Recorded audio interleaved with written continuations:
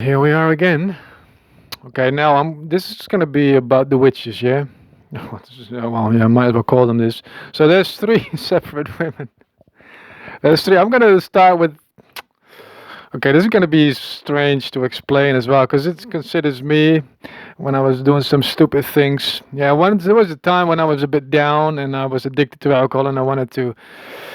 No, not, I was a bit suicidal as well, so I wanted to give myself another chance. The mental health people didn't want to take me in because I wasn't crazy enough. So I set some cars on fire to get myself in prison, so would be no alcohol with it. So I could kick the habit and get some psychological help with my suicidalness and whatnot. Anyway, I got into this mental health hospital thingy at some point, so crazy home, and there was this. Yeah, she was the first one. She was this parole officer. Yeah, I got it at some point. I'm not gonna name her, but it's difficult to explain without. But anyway, she was all right, I suppose. But at some point, she wrote some report that was gonna go to the judge, and there was some major mistakes in there. Like she just made up stuff. I was like, how am I gonna, like you cannot just. And there was some insignificant appointment that I had with some people that I never even had and never even made. I was like, what's this then? But so I was a bit upset about that thing, and we started to walk and talk in the neighborhood. And at some point, she did something weird. I just gave my opinion about something she said, and then she said like, "Oh, listen, oh, wait! I didn't ask for your opinion. I just wanted to say this and this." I was like, "All right, is this how we're gonna do now? I cannot respond to your stuff anymore now." So I waited for about 10 minutes when we were almost back at my place, and that's when I said something. I don't even remember what, just to get her to respond to that. And then I interrupted her by saying, "Oh, listen! I was just, I wasn't asking for your opinion. I just wanted to say that." She went red. She went red faced. You know what I mean? Like I don't know, with anger or shame or a combination of both. But she went red in the face. She was, well, she was blushing, right? Yeah, and I just never really thought of it anymore. Later on, she got destroyed in court and stuff as well. And I didn't even do anything. I was planning to destroy her, but the judge really took my job and did it for me. Yeah, they just, and I didn't even, I barely had to say anything. And she was being destroyed. Now, she may have thought I pulled some strings or whatever. It was not the case at all. No, I was just doing my thing. But anyway, her ego was destroyed. Now I don't know this woman very well. She was a bit. I don't know how she is personally with fights, with psychological warfare stuff like this. But I think she like this was a pretty significant happening. May have been a pretty significant happening in her life. For me, this was just another, I don't know, ego that got in my way, and I just sort of destroyed a little bit. Right? Yeah, I mean, this is not like, how am I the bad guy here, right? She was just saying something, I was giving my opinion about that, and she just interrupted me and said, "Oh, listen, I don't need to hear your opinion. I just wanted to say my thing." How is this? How can you do it? We're having a conversation, man. Like, you know what I mean? Yeah, so how can you blame me for waiting 10 minutes and do the exact same thing to her? Right? Yeah, making her go all red in the face and everything. But hey, you know, you come at me, I come at you. Don't be weird about this. Right? All right. So this was number one. After this, I've never seen her again. Well, except for in court once, and that's it. Now, there was a second parole officer. She got sent away. I said, "This one's broken. She's just making up stuff. I need a new one." You know, yeah. So I got a new one. Right now, this is my prime. This is my prime suspect. She was weird. She was weirder than weird. Yeah, she was autistic, and well, I think she was autistic. She was weird, man. Like first time we met, she almost broke my wrist just by shaking my hand. She probably read this psychological trick in some magazine or whatever. And if you put your hand above someone else's hand while shaking hands, you are the dominating, you know, party in that relationship. So she basically almost broke my wrist by trying to move hers above mine. You know what I mean? So I was like, what is this now? Right? Yeah, it was not a very good first impression I got. Anyway, I was like, this one's, I knew immediately, like, this one's weird. Now, when we started talking, I said to her, like, listen, like, the previous parole officer just made up stuff, right? Yeah, now I want to, I want to prevent stuff like this from happening again. So I'm going to ask you for your notes after our conversation, just to make sure, that they are correct. And if they're not, I can just correct them immediately, without having to go through this snowball effect, in court. Right? So I basically said, like, I want to check on you. Yeah, it seems a bit weird checking on the parole officer that's supposed to be checking on me. But listen, the last one just made up stuff, right? Just made up stuff. Yeah, I don't like people just making up stuff around me. Okay, it was an insignificant thing, but what if the next time it's not as insignificant? So I thought my demand was more than fair, right? Now she went through the, like, not like, no, but she said, like, I'm not gonna have myself checked by you. That's what she said. She was like real, and she was old too. She was about to go to retire. You know what I mean? Yeah, she was old. Now, this woman was autistic. I think she was autistic. She was a bit. She was probably smart, IQ wise, but EQ wise, emotional intelligence was probably a little less. She was a bit weird. Other people thought she was weird too, but they didn't say anything. I said to the other people in the mental health hospital, I was like, she's batshit crazy, man. Like, what's, yeah, but you can say that. You cannot say things like this, I was like, why? She's nuts, man. She's absolutely no. Why can I, what's the problem? No. We're not supposed to say things like this. Nobody said anything. Nobody said anything about the craziness of this woman. So she probably never had this sort of feedback. Yeah. Now, well, she refused to have herself being checked by me, and so I got another one. I got a different parole officer again. She was, well, I think she just went away by herself. I don't know exactly how that went. I said, I'm gonna need to check on you. I'm not gonna talk to you unless I can check on you.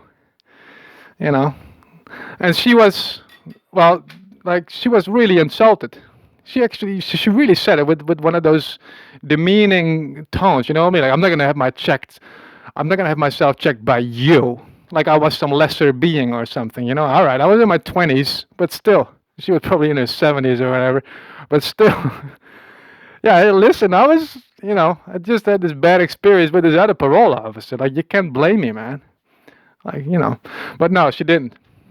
And she was about to go retire, and I think she had some connection with the secret world, but I don't know if she was aware of this plan, because I think she was sent to me on purpose, because when you know me, that you know that this is going to go bad. Like, this woman and me, if you mix that, you know that's going to be fireworks. And the Secret Service is fully aware of these sort of things.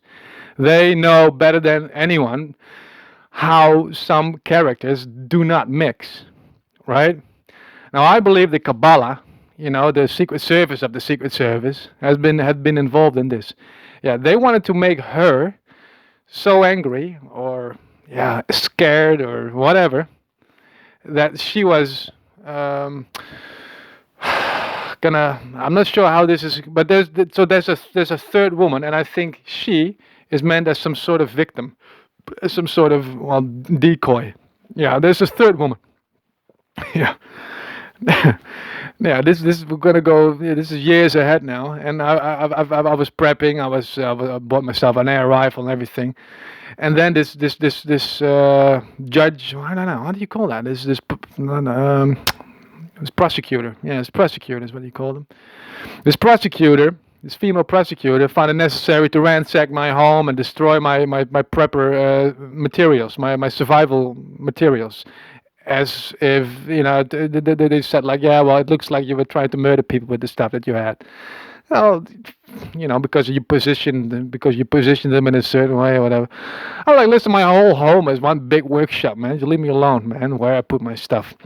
Anyway, so I got beef with them, and this woman she's probably still trying to make me look like the terrorist dude that she thought I was gonna be if they wouldn't have intervened. You know what I mean?